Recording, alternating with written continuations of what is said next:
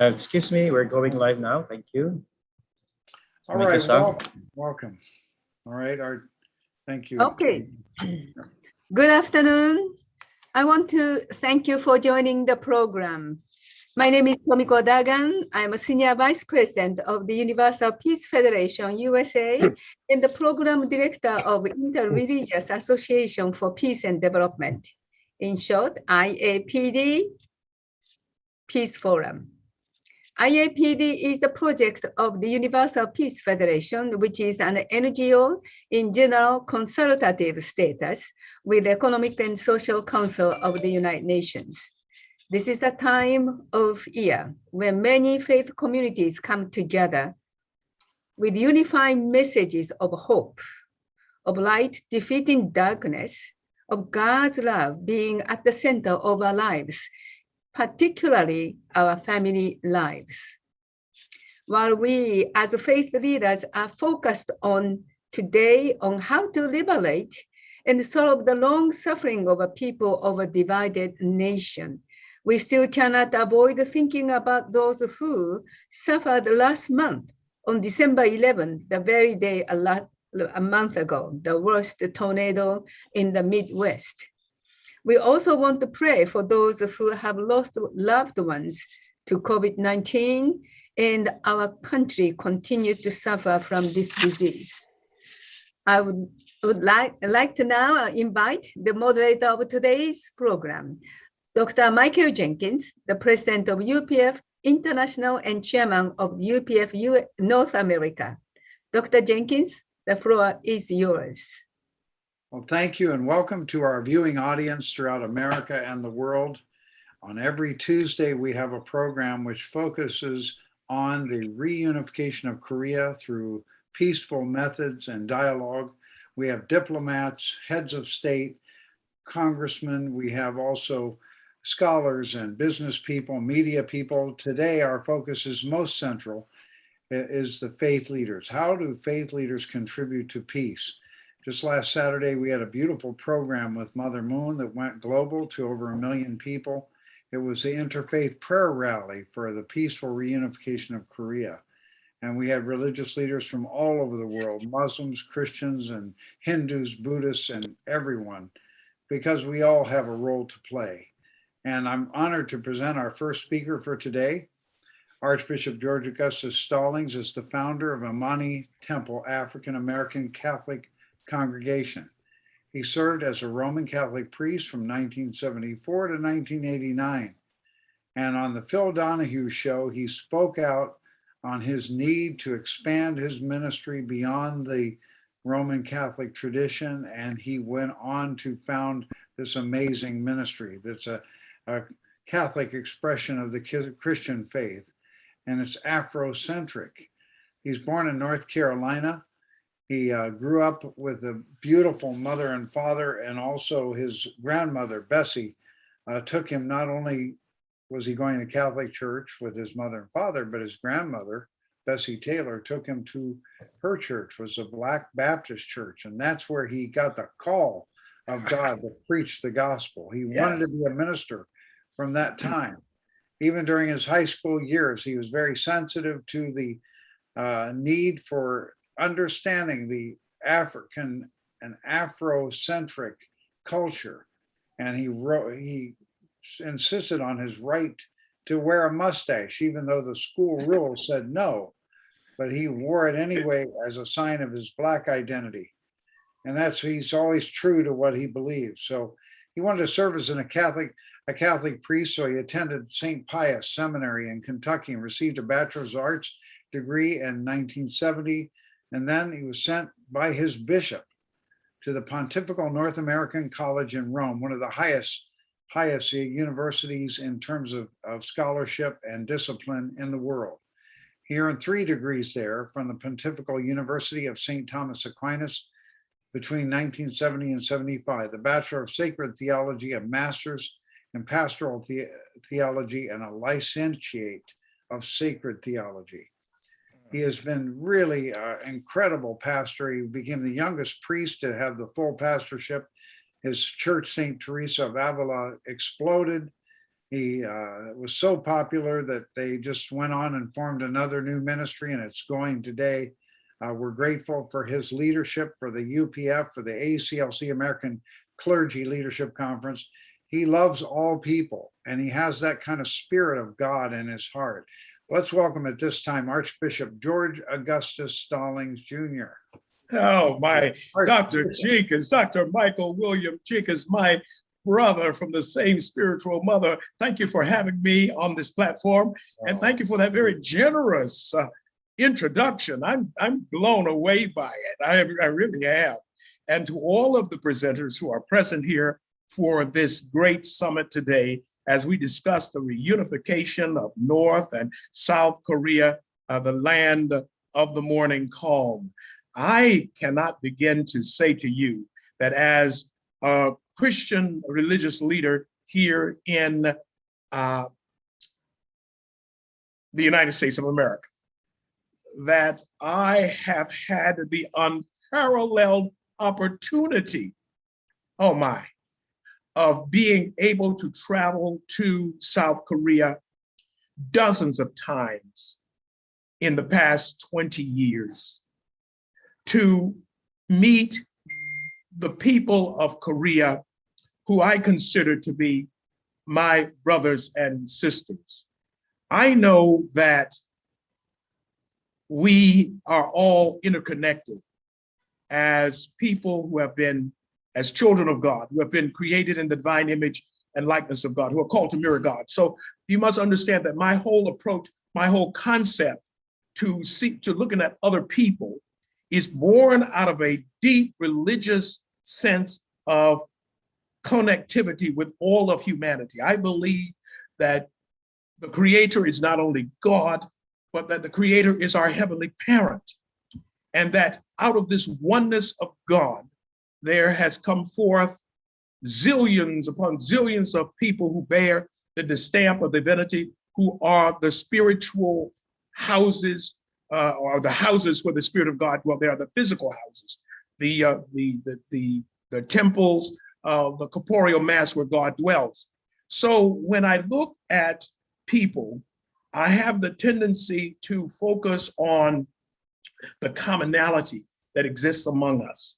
That even though I have been a victim of the South, grew up in the South and experienced racism and discrimination and man's inhumanity towards man, I had to look beyond that. I had to transcend that and to realize that there was something that linked us together. There was a commonality that existed among us and between us. And so when it came to going to Korea, to the land of the morning calm, at the invitation of two parents, the Reverend Dr. Sum Young Moon and Dr. Hak Jahan Moon, I realized that this was an unparalleled opportunity for me to actually meet and to greet those brothers and sisters whom I had never met in that land. I had had the opportunity to meet Koreans in the United States of America, most of them Korean Americans, but to actually go to Korea and to know about the devastations of the war that took place there in the first half of 1950, and then to see the situation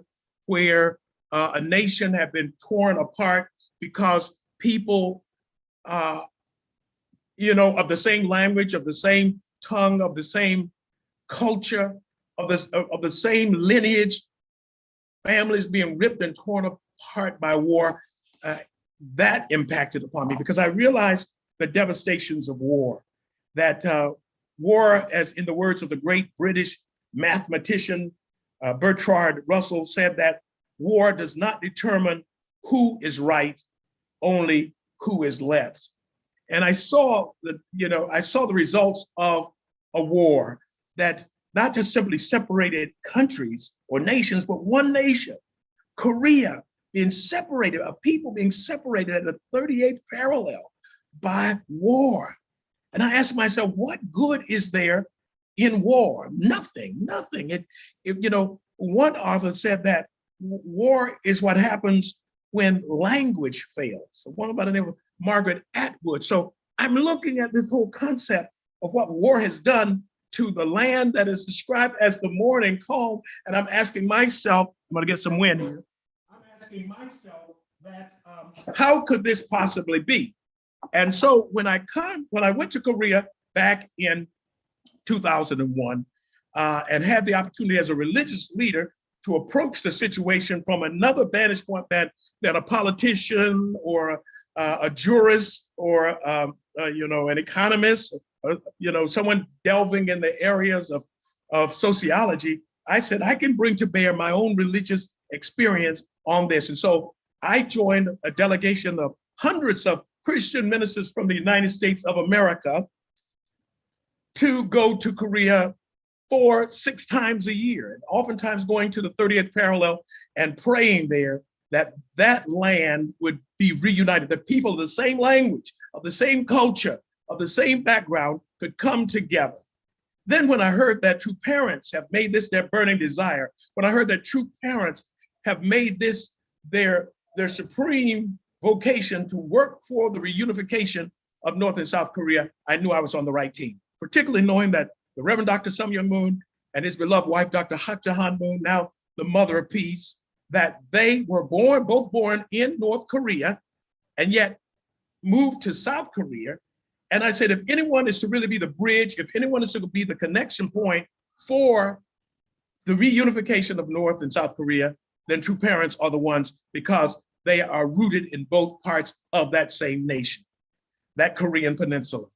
And I flung myself, as it were, into that process of doing whatever I could as a Christian minister to work for that effort under the aegis, under the leadership of true parents, to do whatever could be possible as a Christian minister, both in Korea and especially here at home, both abroad and at home. What could I do from the standpoint of a religious leader of impacting on that situation, doing whatever I could to bring about that effort of under, as I said, under the direction of true parents.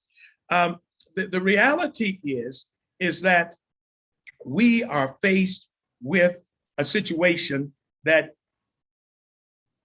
hinges on the whole resettlement of an entire world. What happens in North and South Korea will be that which will be seen in the Middle East, in areas of Africa, on the continent of Africa, and other places where there needs to really be unity. I'm as a Christian minister, I rely strongly, Dr. Wilson, on the word of God. And in Paul's letter to the church at Ephesus, in chapter 4, verse 3, it says, make every effort to preserve the unity which has the Spirit as its origins and peace as its binding force. So I realize that if we're to work for unity, we as Christian ministers must take a position that we believe that each one is a spirit being robed in flesh, that each one has the Spirit of the living God dwelling within him or her, and that therefore we have a powerful agent working with us in our efforts to bring about peace. I'm motivated by the words of Martin Luther King Jr. that he delivered from the sweltering holes of the Birmingham jail in the state of Alabama back in 1963, when white pastors were complaining about his presence in Birmingham, meddling in what they call local affairs. King said, we are caught in an inescapable network of mutuality, tied in a single garment of destiny. Whatever affects one directly affects all indirectly. And so even though we may not be living on the Korean peninsula, even though we are not either in the north or the south of Korea, the reality is that while we may not be affected directly by what the issues of that separation, of that great divide, that is causing, we should be touched by it. We are indirectly affected by it because those are our brothers and our sisters. And so as a Christian minister, I don't have any room to engage in political and hardcore diplomacy. Well, ours is the soft approach, and ours especially is people-to-people engagement.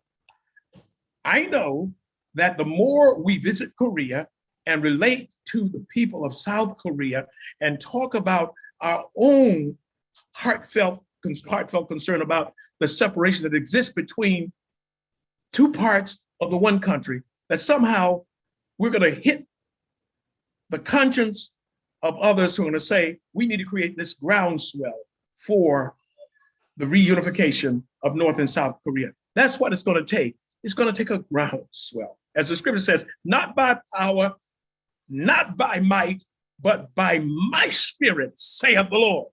And I believe it's the Spirit of God dwelling within each and every one of us that will help to bring about that reunification of North and South Korea. And in short, I don't think that the work that we are called to do is as difficult as we can imagine when we have two parents. Reverend Dr. Sun Myung Moon, before he went to the spirit world, consumed about the reunification. Mother Moon, the Mother Peace, still engaged in that work. I don't think that we have to worry about trying to come up with a plan because they already have the plan. There's already a blueprint. All we have to do is unite with them, be one with them, and we can see the reunification of North and South Korea before our lives end here. Pray God that that will happen. So I am convinced that if I remain positive in my whole approach, if I believe that there's a connectivity between the people of North and South Korea and the rest of the world, we can see that change come about. And I don't think we're that far away from seeing the reunification of North and South Korea, because what true mother, the Mother Peace, has in her heart is that she's giving all of her resources, putting all of her energy, all of her prayer, all of her blood, sweat, and tears into seeing that one nation become one, become the land of the morning call. And we will have something to celebrate because in some way we will say that we had a role to play in that reunification effort. So that's where I'm coming from, religious leader. I am committed to this. I am a part of the Korean people. I haven't had the opportunity to go to North Korea. I look forward to that day. And when it happens, what a time, what a time, what a time it will be. And I know that moment is right around the corner. And I hope you'll be there with me to see it take place. Thank you very much. Kamsahamnida. Thank you, Archbishop Stallings, for your wisdom and leadership. I do believe that you will be leading the pastors to Pyongyang in the very near future for our first summit there for interfaith. We thank you so much. In 2017, Archbishop played a key role at the conference there where we had 80,000 in the stadium, in the Olympic Stadium. November 2017, when the drums of war were beating and the person in the north, the chairman in the north, said he could attack California with a nuclear weapon, and the president of the United States said, "You will see fire and fury like the world has never seen." And at that moment, Mother Moon called everybody together, centering on Bishop Stallings, to form the IAPD and also to create that kind of religious atmosphere where we started a different kind of drumbeat, and that was a drumbeat of love and truth and dialogue. So without God, we cannot bring the world together. Thank you, Archbishop. You're really, really our leader. Thank you so much. And I'd now like to introduce a very, very important spiritual leader in the world stage, Imam Muhammad Ali Allahi. He's a spiritual leader of the Islamic House of Wisdom in Dearborn Heights, one of the largest religious institutions in the state of Michigan. He has sought after speaker and pioneer of interfaith in North America. He works diligently to bring spiritual and social bridges. Imam Allahi is a prolific writer. He's on the Detroit Daily, Detroit News almost every week. He really is a person that helps bring reason and logic and understanding from his faith in Allah. And we're very grateful for him as a media personality because we need more of his message going across this country. And also, in addition to his seminary studies, he has a bachelor's degree in sociology from the University of Michigan, a master's degree in art from Wayne State University. Over the years, Imam Allahi has received endorsement from the highest religious authorities in the Muslim world, numerous awards and recognitions, and also as the Universal Peace Federation has recognized him with the highest honor that we have. And his leadership for peace, as well as being appointed a global ambassador for peace. He was born in Iran. Imam Allahi began his Islamic seminary studies at the age of 12. He quickly became a distinguished student and began his preaching at the age of 15. Within a few years, Imam Allahi became a nationally prominent speaker, advocating for social justice and civil rights. His introduction to the West came in 1986, when he traveled to London to study English. In 1991, Imam Allahi was invited to speak at the World Religions Conference in San Francisco. Following the conference, he visited Michigan, where leaders of the growing Muslim community in Dearborn asked him to join the community. In '92, he moved there, serving as Imam and director of the Islamic Center. Imam Allahi focused on outreach, openness. He always has the whole community come in, from the governor to the president was visiting his mosque, President of the United States. As the community grew, he and his supporters founded the Islamic House of Wisdom. 2 years later, the Islamic House of Wisdom is now on its current home at Ann Arbor Trail in Dearborn Heights. I want to present to you one of the great religious leaders of this moment in history, Imam Allahi. Welcome, welcome. Thank you so much, Habibi wa Azizi, Dr. Reverend Mike Jenkins. And I'm speechless now because you increased the expectation a lot that I'm not sure I can meet all the expectation after your generous introduction and after the powerful and passionate presentation of also my Habibi, Reverend Archbishop Stalin. Bismillah ar-Rahman ar-Rahim. This is a great gift of talking about peace. And of course, not only in Korea, North and South Korea, but peace on this planet, everywhere, in Yemen, in Syria, in Gaza, in Afghanistan, in every area in the Middle East, Africa, Asia, everywhere in this world. And you are right, Reverend Jenkins, my pilgrimage to peace in the United States started actually of 1990s, that peace conference in San Francisco. And there was one sentence in the presentation of our host on that day, God bless his soul, Reverend Moon, that he said the reason behind this creation was love. And that statement resonated to my religion and reflection very deeply, because in Islamic tradition, when Imam Sadiq alayhi salam was asked, what is the definition of religion? And he said, ad-din huwa al-hub. Hal ad-din illa al-hub. In one word, religion is love. And there is nothing. If there is no love, there is no religion. And this love is the foundation of peace. If you are looking for peace, for prosperity, for generosity, for creativity, for good relationship, for friendship, for sacrifice for the sake of others, that we used to hear Reverend Moon always talked about that. All of these principles and all of these qualities start from love. There is a verse in the Quran, Inna Allah ya'muru bil adli wal ihsan, talking about the Quranic commandments. Wow. Because we know more than that, only 10 commandments, right? Even in the Bible, there are hundreds of commandments. But two of the very major and fundamental commandments in the Quran based on this verse include love and justice. يَأْمُرُ بِالْعَدْلِ وَالْإِحْسَانِ.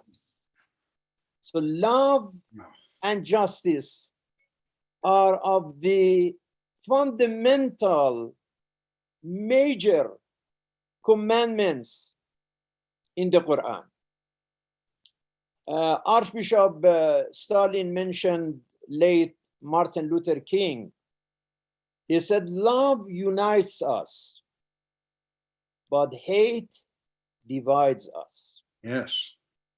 There is another beautiful word from late Mother Teresa, who said, if you are looking for peace on this planet,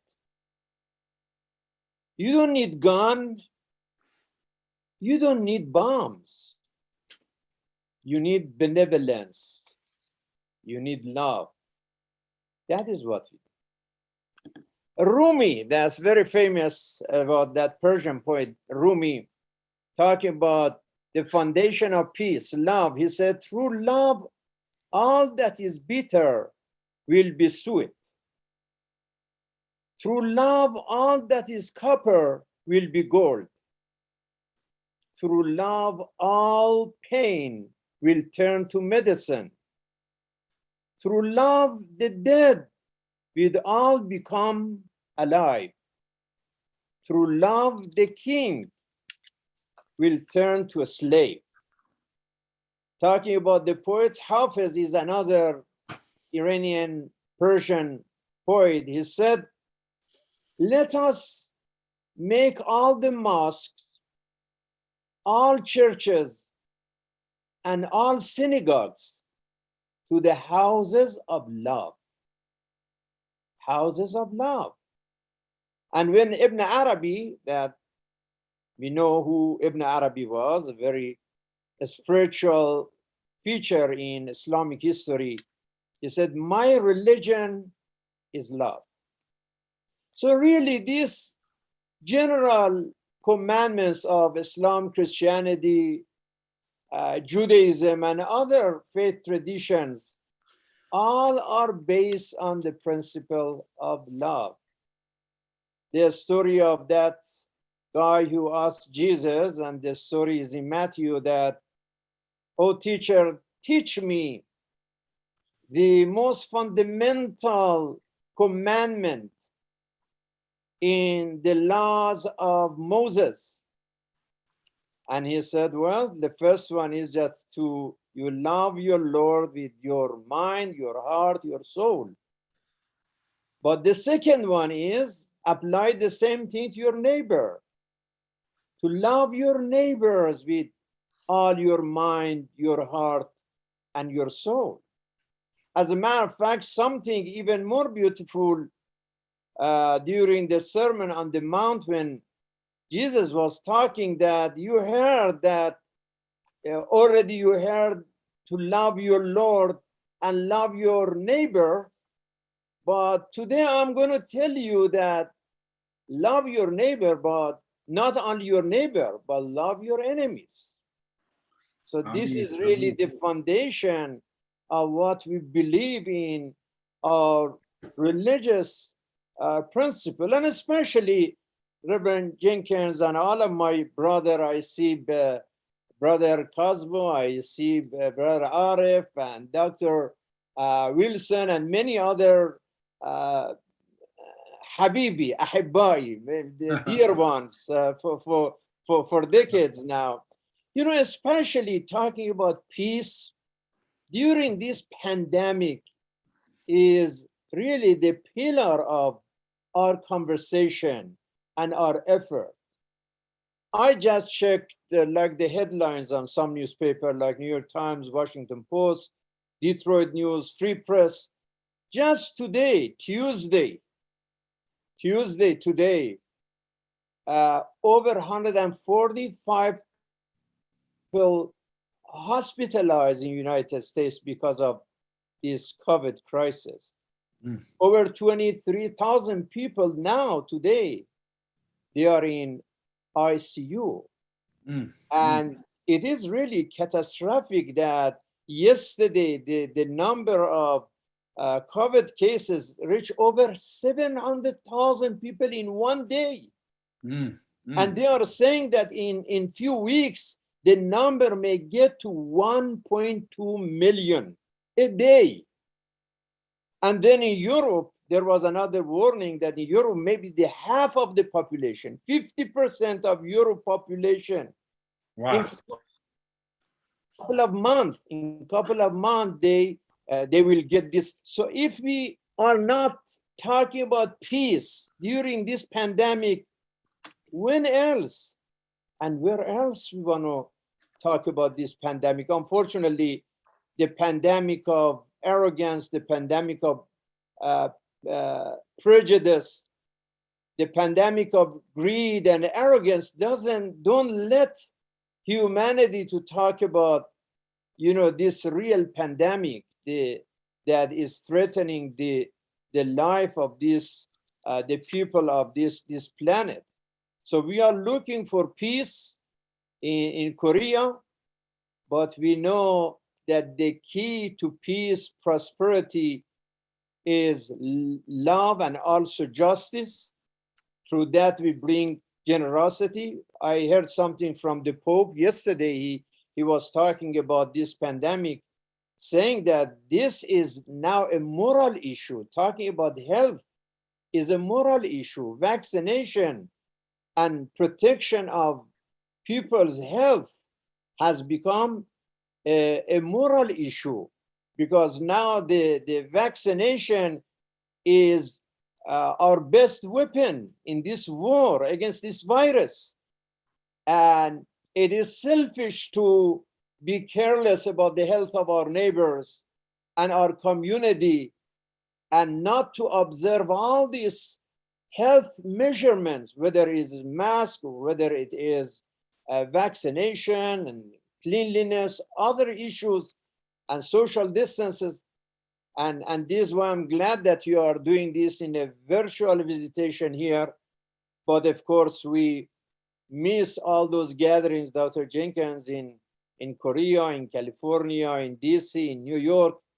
And really, sometimes I think about it and I see tears in my eyes that we used to gather in hundreds and sometimes thousands and thousands. The last one was before 3 years ago, actually, 3 years ago, before this pandemic, that the Summit of Seoul, that we were talking about 6,000-7,000 people. Yes. They met there in that conference. So, but yes, we pray for peace in Korea, peace in the Middle East, peace in the world. But at the same time that we pray, we need to practice, we need to show our love, not only in language, but in labor, in action, and let everybody know that the message of this pandemic is, oh world, oh politicians, political leaders, people of power, please stop fighting each other and start fighting this virus and save humanity. At least in the United States, we have this tragedy of pandemic, but then the government is there helping people and the hospitals are there. But when you think about poor communities and poor countries, that they don't have enough medicine, they don't have these services, refugees, war, bombardments, sanctions, starvation, injustice, terrorism, all of these problems, really they need our prayer and they need our support. Yes. ربنا ظلمنا أنفسنا وإن لم تغفر لنا وترحمنا لنكونن من الخاسرين. ربنا اغفر لنا ذنوبنا وإسرافنا في أمرنا وثبت أقدامنا وانصرنا على القوم الكافرين. Oh God, I know that we hurt our souls and we hurt ourselves.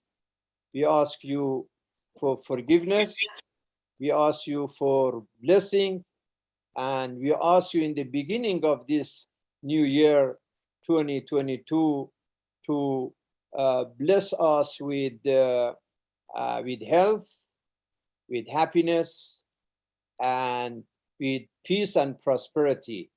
Again, thank you, Dr. Jenkins. I want to thank also our loved brother, Dr. Thomas Walsh. I don't see him in this gathering, but recently I had a conversation with him.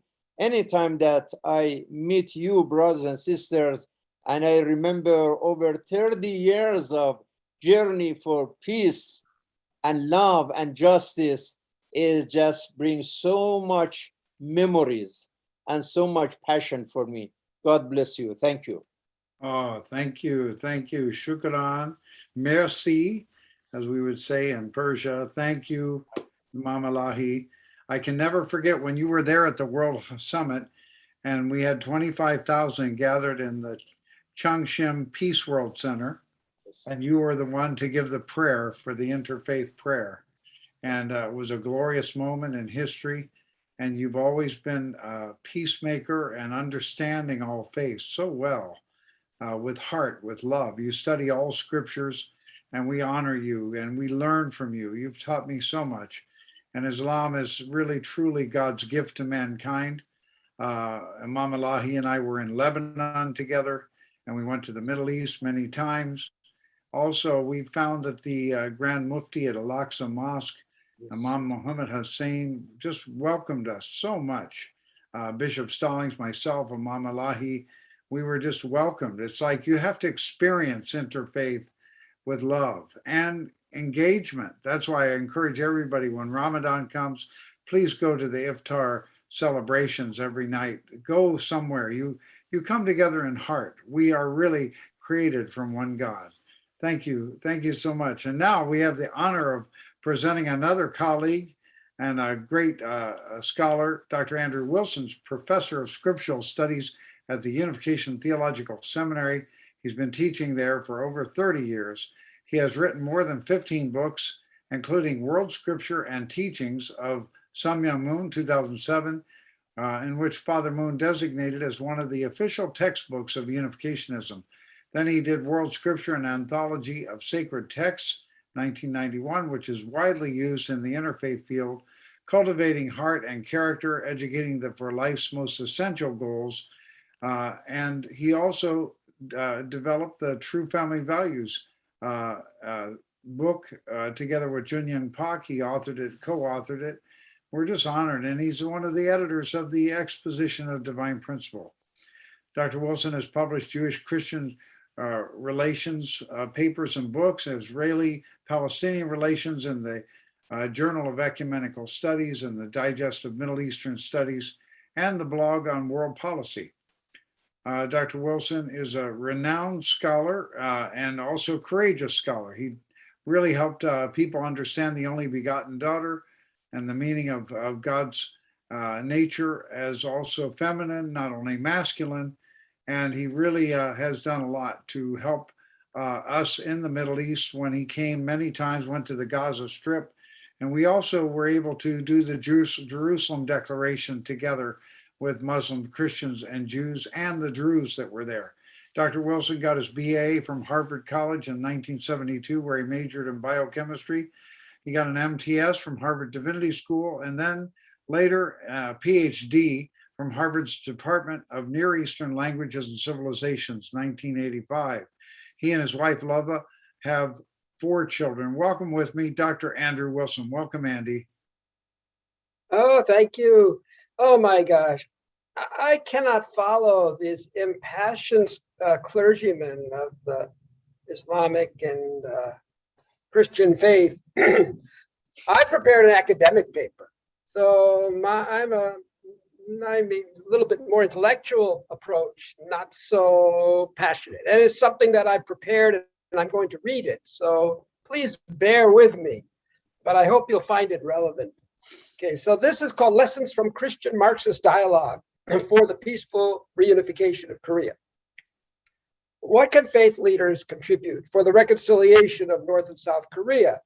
For the past 70 years, many faith leaders have been working hard to solve the conflicts among religions.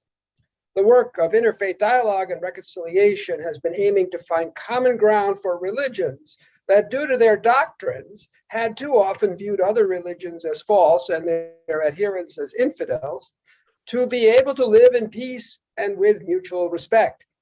The victories of interfaith dialogue have been hard won, but they have contributed to a growing awareness that religions can cooperate with each other for peace and for solving secular problems when political solutions fail by applying religious principles of faith and love.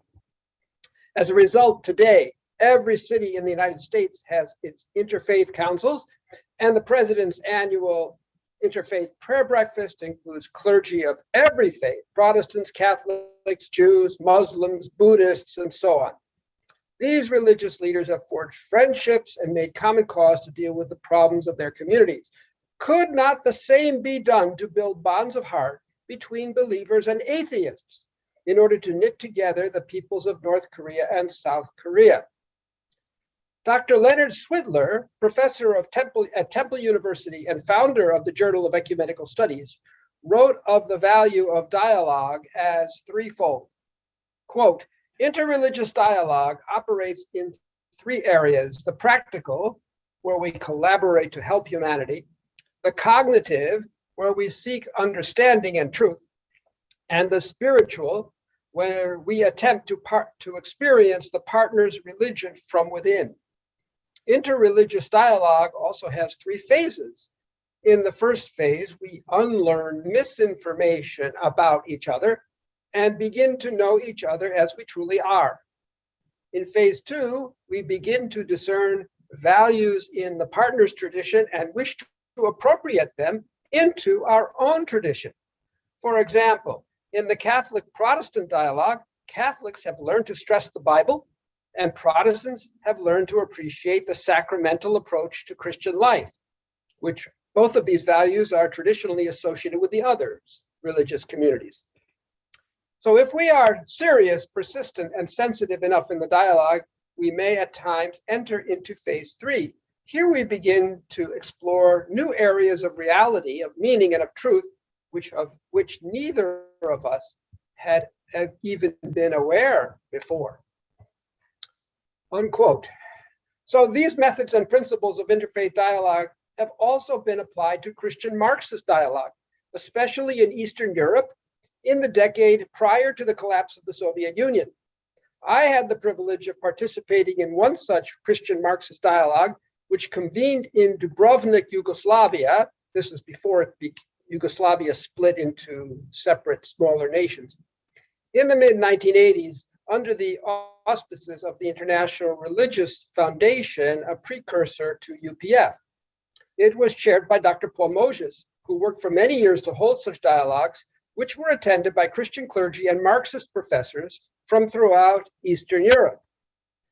In an article reviewing the accomplishments of these dialogues, Moses highlighted the insights from Christians and Marxists alike. They are worth reviewing here because they can also become guideposts for dialogues between South Koreans and North Koreans. After all, in the 1980s, Yugoslavia was a satellite of the Soviet Union, and so too was North Korea. Tito's Yugoslavia took an independent line from the Soviet Union, and North Korea under the Kims has done likewise. Hence, I believe that even though the beliefs of North Koreans differ in some ways from traditional Marxism-Leninism, and the issues in the inter-Korean dispute are different from the situation in Eastern Europe in the 1980s, the method of dialogue is still appropriate. For example, Yugoslav Christian theologian Tomislav Shagi-Bunic suggested that four basic notions govern dialogue. First, people rather than systems are involved in dialogue. Dialogue does not take place between Christianity and Marxism, but only between Christians and Marxists. The discussion of some subjects is taken up on the basis of equality and mutual respect. Dialogue does not start with some statement acceptable to all, but with the affirmation that our partners have the same rights and dignity as we do. Mutual exchange of thoughts, aspirations, and needs leads to a joint search for truth. In this regard, I note that in these dialogues, participants held a variety of views.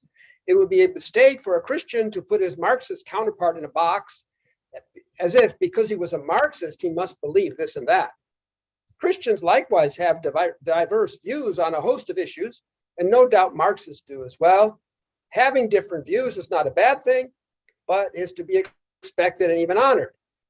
Shagi-Bunic continued, and his second point was, in terms of attitudes, the partners need not be like-minded. In fact, they must be different. There is no need to bother about dialogue if the partners are totally sure of the truth of their positions. 3, partners must accept truth as soon as they find it and continue to be open to it. The emphasis should be on the common search, yet differences should be regarded as neither arbitrary, nor evil, nor stupid.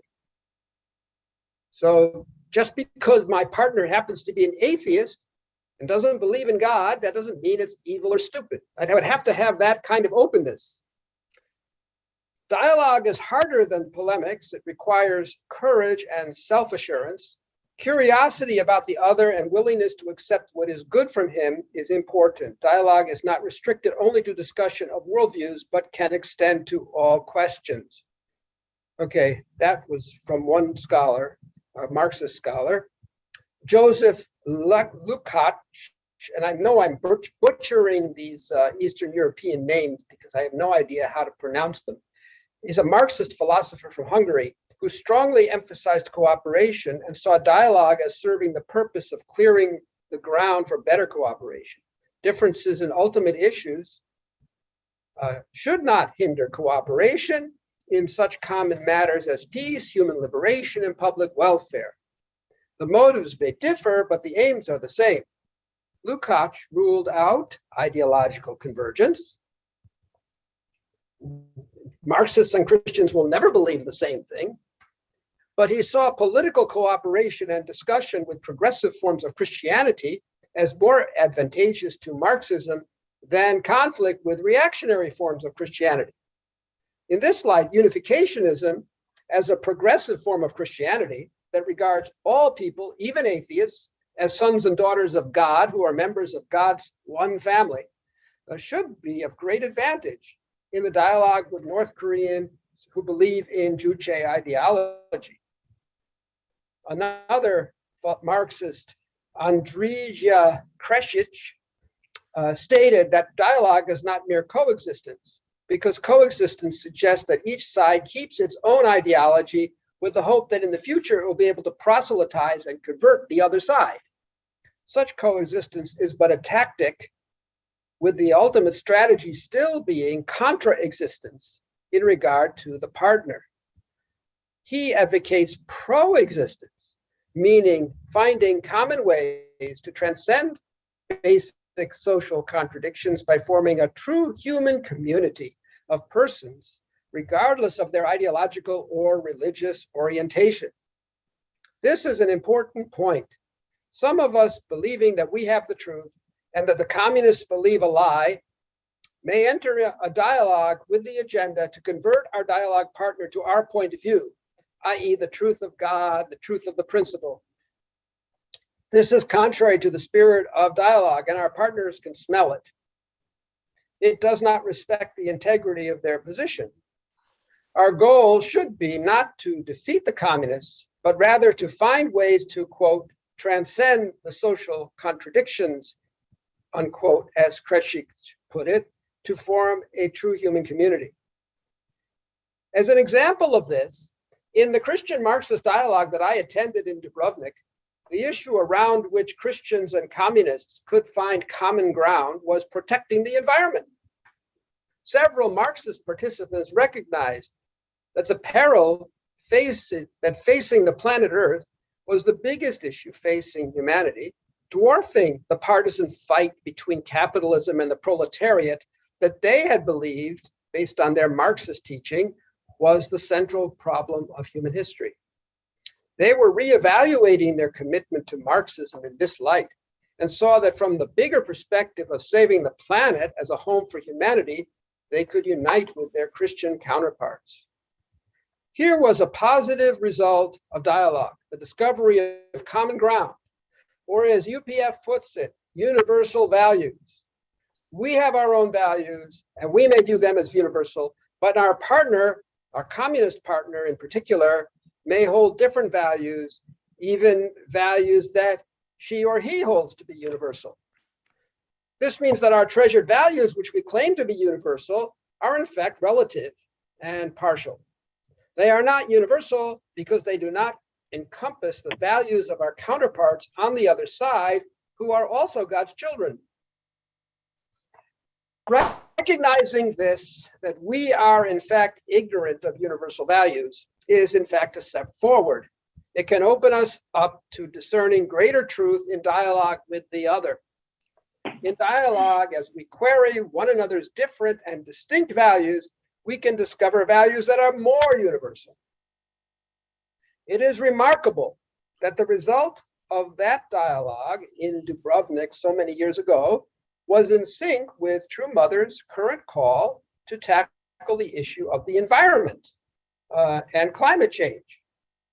So this shows that whether we are believers or communists, everyone should make common cause to save the planet. In fact, not long ago, True Mother challenged China to do more to cut carbon emissions and end the use of dirty coal as a source of energy. So she recognizes too that regardless of ideology, we need to unite to save the planet that God gave us as our common home. Taking a lesson from that dialogue, I want to make a proposal to UPF. I believe that one of the most effective means of fostering unity and peace between South and North Korea will be to work cooperatively to tackle environmental problems. In this regard, I propose that the Women's Federation for World Peace should organize and carry out a large-scale tree planting campaign in North Korea. Not in the DMZ, that's easy, but within North Korea itself. Since surely North Koreans care about the environment as much as South Koreans do, this will be a good way to manifest a value that is universal, appreciated by the people of both South Korea and North Korea. So in conclusion, interfaith dialogue, which religious leaders pioneered in their efforts to resolve the conflict among religions, Protestants and Catholics, Christians and Jews, etc., was a valuable tool for building bridges between Christian leaders and Marxist intellectuals in Eastern Europe. Therefore, I believe that it can also benefit for building bridges between Christians and communists on the Korean Peninsula. Yes. Yes. Dialogue can lower the temperature of confrontation and foster respect for the other side. It can help each side get beyond the misinformation and negative stereotypes so that they can see the humanity in each other. It can help each side find common values, and it can give birth to joint activities, such as what I am suggesting about the environment, to promote human welfare. Therefore, I recommend that the unification movement and its friends begin Christian Marxist dialogues between citizens of the two Koreas as soon as practically possible as a positive step towards reunification. Thank you very much. Thank you, Dr. Wilson. This is just a very, very important discussion.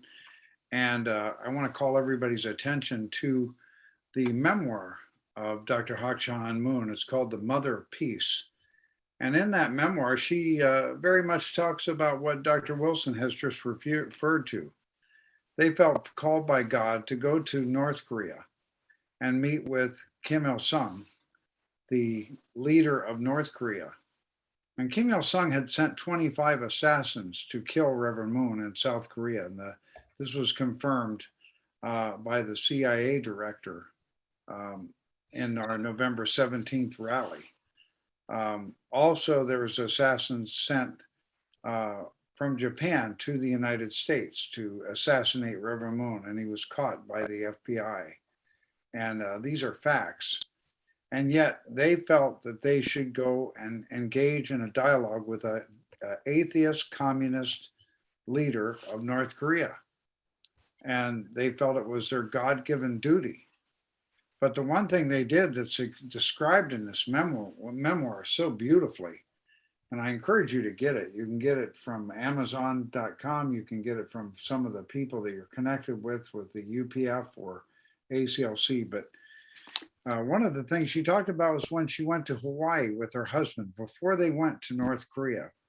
She spent 3 days in Hawaii praying there in a house that's probably about 600 square feet. They lived there for more than 3 days, but they had 3 days of prayer. And the prayer was to erase every resentment, every anger, every stitch of accusation, every stitch of accusing the chairman Kim Il-sung of wrongdoing, accusing him of murder, accusing him of evil. They had to wash it all out for 3 days. And then they took a 7-day journey around the big island of Hawaii. It's called Hawaii, the big island where Kona is. And they went 7 days around that island in prayer. And then they felt once they were free of any kind of accusation or anger, they could go and truly embrace the leader of the North with the heart to want to save him, to a heart to want to bring God's love and truth to him. And that's why when they went there, it was a shocking series of events. First, they were told they wouldn't meet the Chairman Kim, and they were met by other officials under him. And Father Moon didn't hesitate. He told them that your Juche ideology will not work because it doesn't recognize the truth that God does exist. But because he had that courage to stand up and say that in a place where he could be executed without no country could stop it or intervene. But he said that with the heart, with love. And Kim Il-sung then met him and Mother Moon. And something happened in heart. This memoir discusses it. Something happened in heart. And this is what, Dr. Wilson, you're talking about. Face to face, every human being has an aspect of heart that can be touched, even the most terrible person, if they have an original mind. So that's a beautiful thing. And not only touched Kim Il-sung, but it touched Kim Il-sung to tell his son, Kim Jong-il, that the one person you can trust from outside North Korea is Reverend Moon and Mrs. Moon. And then that passed down to his grandson, Kim Jong-un, the current leader of North Korea. And that means dialogue is very important. And the people we're working with on the diplomacy side of these forums every Tuesday are saying dialogue is critically important, critically important. It's not only exchange of ideas, but it's an exchange of heart. So thank you, Dr. Wilson. You're right on target there. Yeah. We found that too, didn't we, Archbishop and, yes. and Imam Allahi?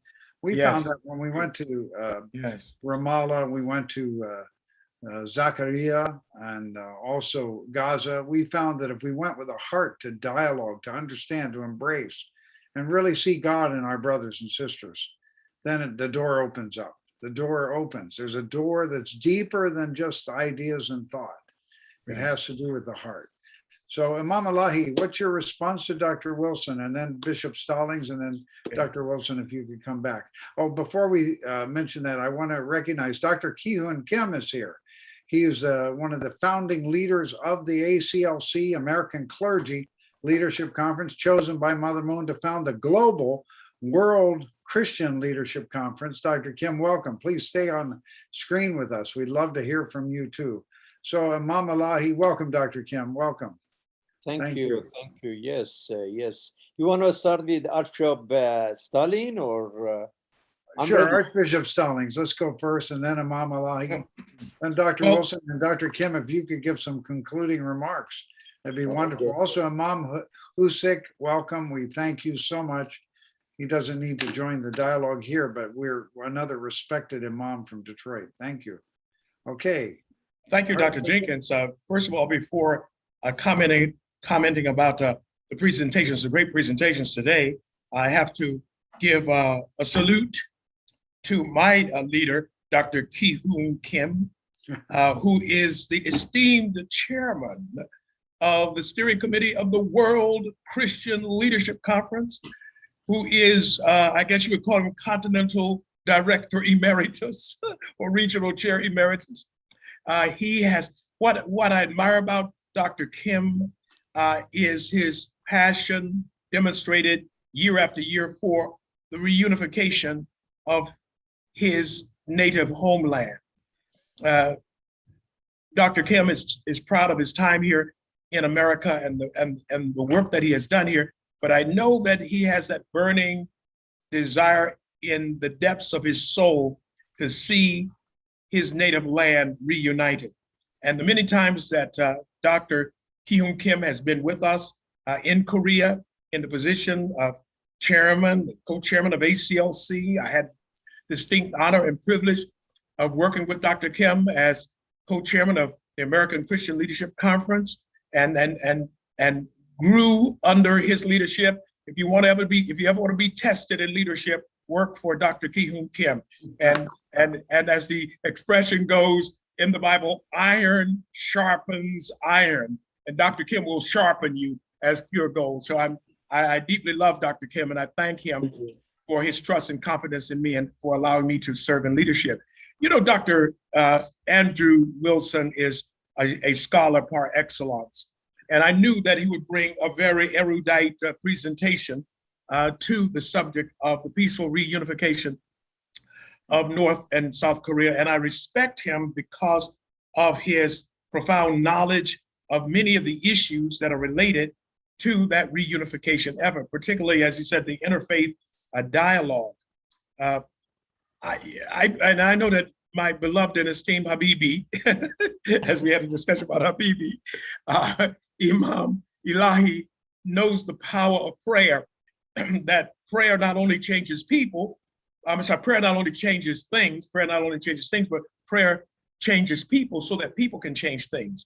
But we also need to have that prayer accompanied by action, because faith without action is dead. And what Dr.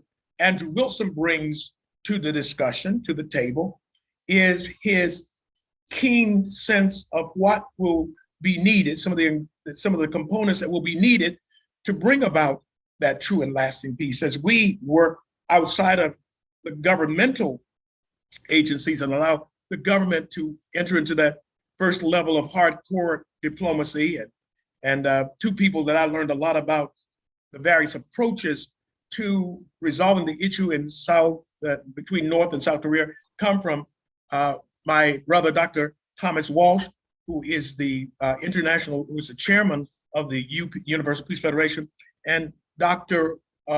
Thomas Ward, who really helped us to better understand how we as religious leaders need to be more involved in the people-to-people engagement, people-to-people dialogue, which is even, the next step under soft approach power, soft power approach to resolving the conflict there.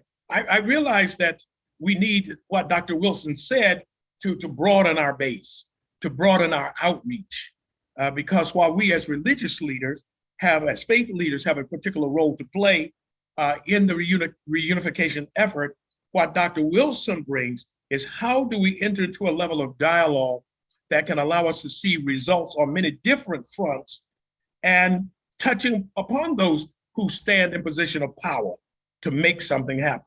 So every time we look at this whole issue of the peaceful reunification of North and South Korea, it's great that we bring to this platform not only religious leaders, and believe it or not, Dr. Wilson is also a religious leader, a faith leader, but he's in the academy. That's his specialization. And we need persons coming from the academy to help us better understand some of the nuances and the intricacies of this whole issue, because it's deeper than what we think it is. Obviously, it would not have existed all this long. A war that lasted 3 years would not have torn apart a nation and separated people and drew that 38th the 38th parallel, that would not be there if it was a simple issue. So I thank God for, and I thank you, Dr. Jenkins and Mrs. Tomoko Duggan, for bringing the scholarship of Dr. Andrew Wilson to bear on our deliberations. And that'll make Imam Allahi and me as faith leaders, as religious leaders, better astute and more knowledgeable in how to approach this dialogue. Thank you. Thank you, Archbishop. Imam Allahi, thank you, Archbishop. Imam Allahi. Oh, you're muted. Sorry, yes, I totally agree with my beloved brother, Archbishop Stalin. You said it perfectly.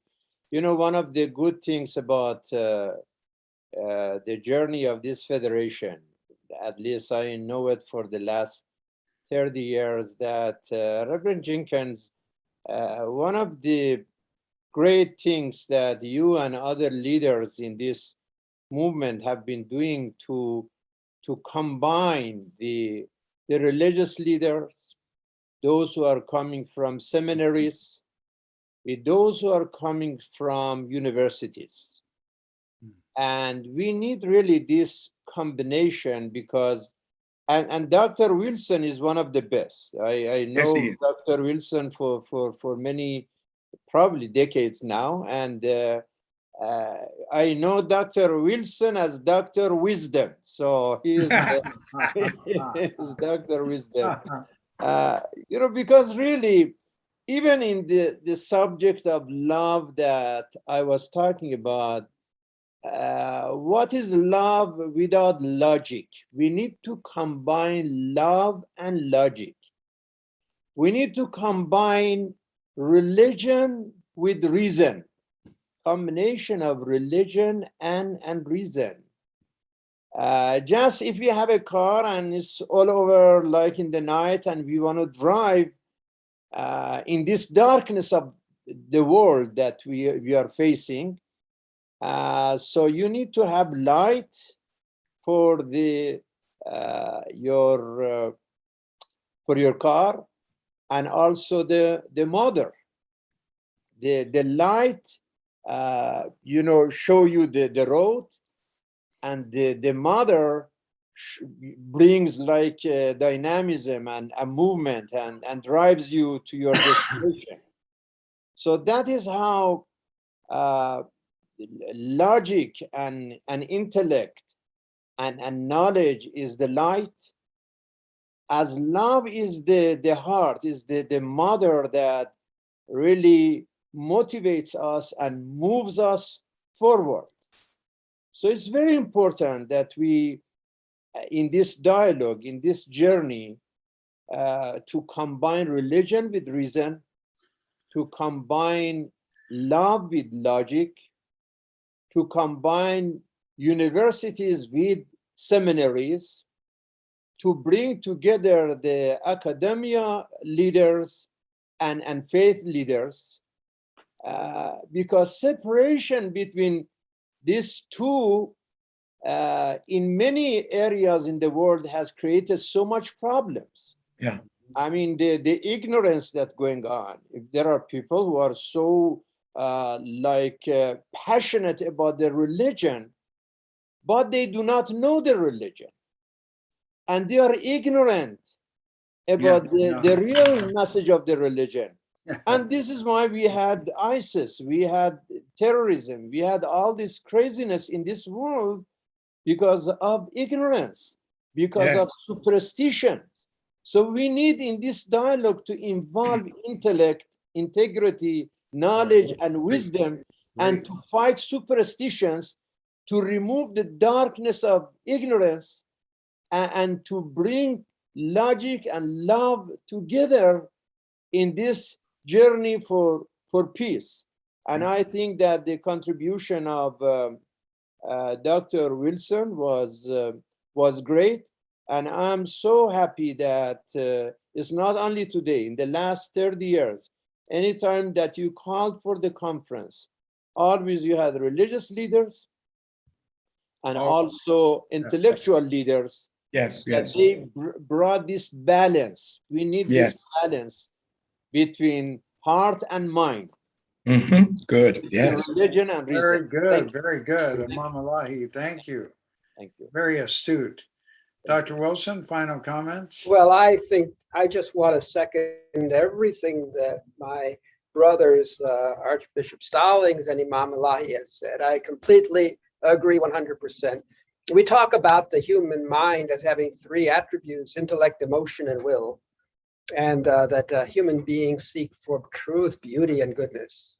So on the issue of will, goodness, we have to have action. That's why tree planting in North Korea, just like before true parents went to North Korea to meet Kim Il-sung, our father, true parents invested $250 million in a car factory in mainland China, in communist China, which was an act of, actually brought almost no result from the point of view of business, but it was an action demonstrating trust that we want to work together with you, even though you're communists. It doesn't matter we still have to, we trust you with this money, with this factory project.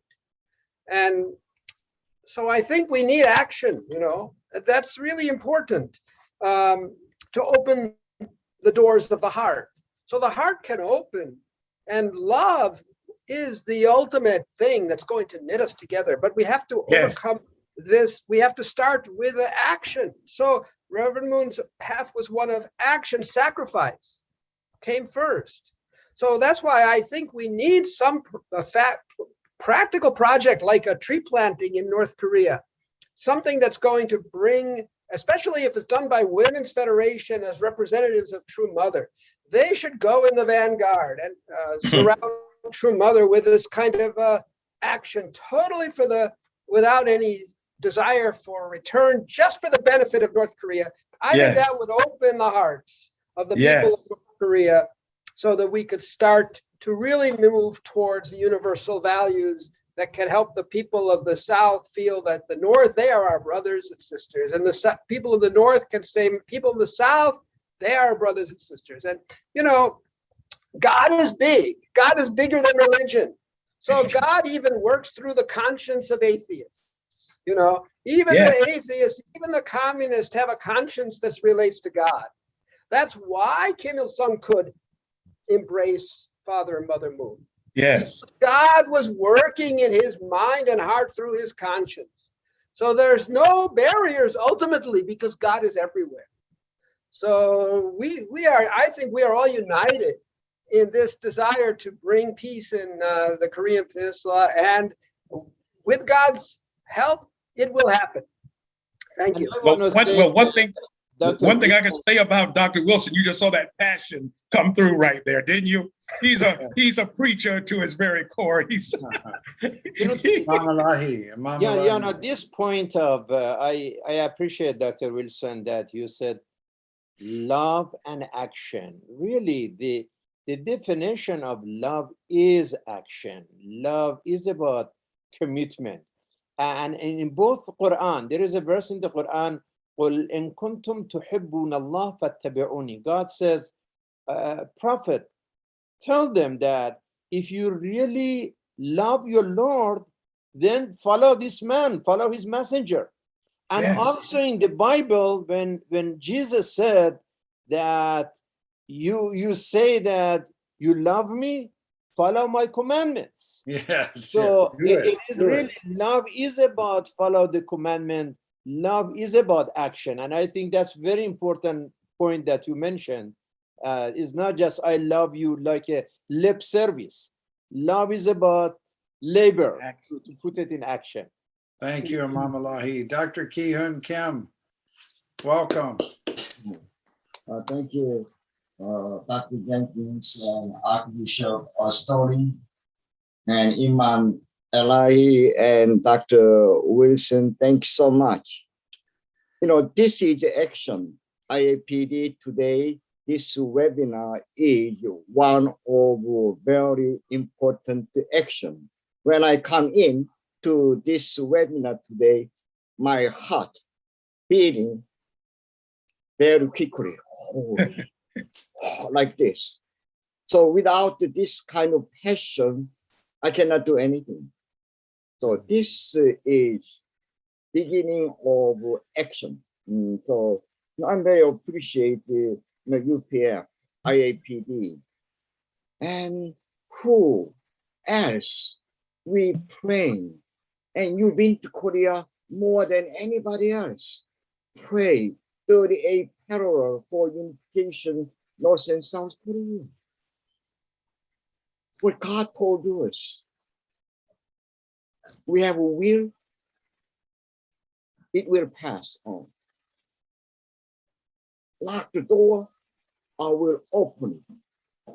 You pray together, outcome more than anything else, strong effort. So all of these things. So you can have, you been to Korea so many times, action for the sake of reunification Korea and South Korea. It is really one of the greatest action you play for the sake of others, for the sake of Korea, for the sake of the world. No, Father Mother Moon said, nothing is impossible. We together, we will make it everything possible centering on God. So once again, thank you so much. You made me today, my heart is beating. Thank you. Thank you, Dr. Kim. We honor you. You taught and led many of us to really realize this kind of heart. Thank you very, very much for your loyalty to God and also to Father and Mother Moon and your love for Jesus and Muhammad, peace be upon them. Also, I want to recognize Imam Khalid from the Islamic Center of the Greater Washington is here. And also I want to recognize Reverend Juanita Pierre-Louise and Reverend David Casbo. And Aisha Khan is here, also a very prominent ambassador for peace. Let's give them all a hand. And many of you, Imam Arif Huskik is really key to our UPF development. And I think, you know, this is very, very moving and very important. You know, just last Saturday, Mother Moon called upon religious leaders, but she did what Imam Allahi was talking about, always combining the political and the religious. So she did something that was very unusual. She had all the religious leaders come and she invited Vice President Michael Pence to speak about faith. And all the religious leaders spoke about faith. It was very beautiful because he has a deep faith as a Catholic and as a Christian. And it was really, really moving. And just Reverend Jonathan Falwell also came.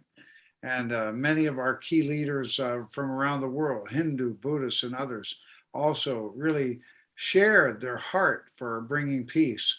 And that's why, Imam Allahi, you caught it, you very clearly, every meeting, there is always religious leaders and scholars, always. And that was very unusual when they started that years ago. People thought, why would political leaders be meeting with religious leaders? That doesn't fit. But actually, it's so crucial because faith leaders can really give understanding, heart, and light on the path. And then the political leaders can do their job with the help of the prophets and the spiritual leaders. So thank you. I'd like to invite our Vice President, Tomiko Duggan, back. Really great job, Tomiko. We're very proud of you. Thank you for this wonderful session on the reunification of Korea. Thank you so much, Dr. Michael Jenkins. Welcome, Dr. Ki-Hoon Kim. Good to see you. Thank you. Thank you for joining us. This is one of 7 pillars of the UPF, Universal Peace Federation. And next Tuesday will be media, IMAP. So I would like to invite all of you to come back next Tuesday. Thank you very much. UPF is also holding a very special education tomorrow from 2 to 3. As a family is the cornerstone of a good society. Thank you very much, all presenters. Thank you. Thank you, everyone. Bless you all. Thank you. Thank you. Thank you, Imam Allahi.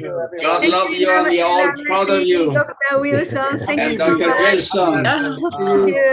Thank you. Archbishop Sterling, please have a good time. Thank you, everybody. Okay, thank you. Prophet Stalin, you're always excited. Thank you, Dr. God bless you all. Actually, come back. Come back soon. God bless everybody. And thank you, Leslie, Tomiko. All right, thank you, Archbishop Stallings. Thank you, presenters, for wonderful presentations. Beautiful gathering. My gosh, God is happy to see all of us from different backgrounds together. Imam Harif. Oh, God brothers. bless. Thank you, Andrew. Love you all. God bless you. God bless you all. God bless you all. Thank you. Listen to all God of bless this. Dr. Wilson, our Harvard graduate.